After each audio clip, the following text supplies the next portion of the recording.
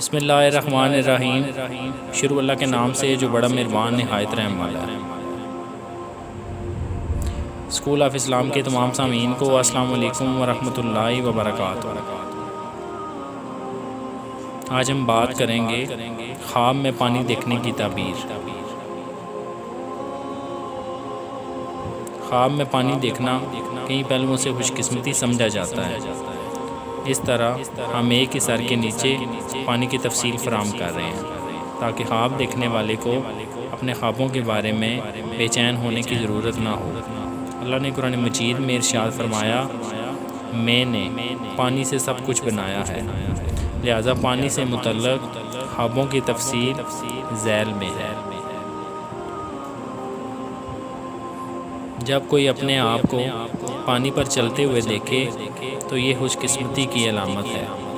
اگر وہ دیکھے کہ وہ کسی پریشانی کے بغیر کسی ندی یا سمندر کے پانی پر آسانی سے چل رہا ہے تو یہ مضبوط اعتقاد اور سخاوت کی بہترین وضاحت ہے۔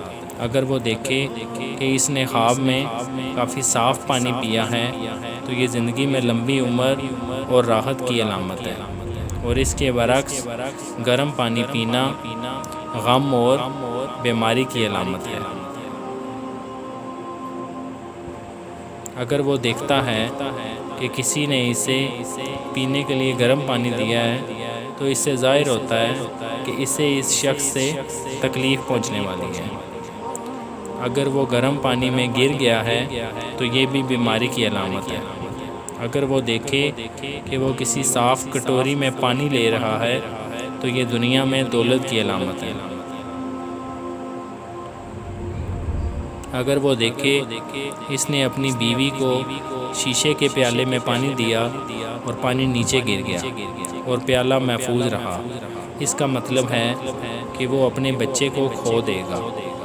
اگر پیالہ ٹوٹ جاتا ہے تو اس سے ان کی اہلیہ کی موت کی عکاسی ہوتی ہے۔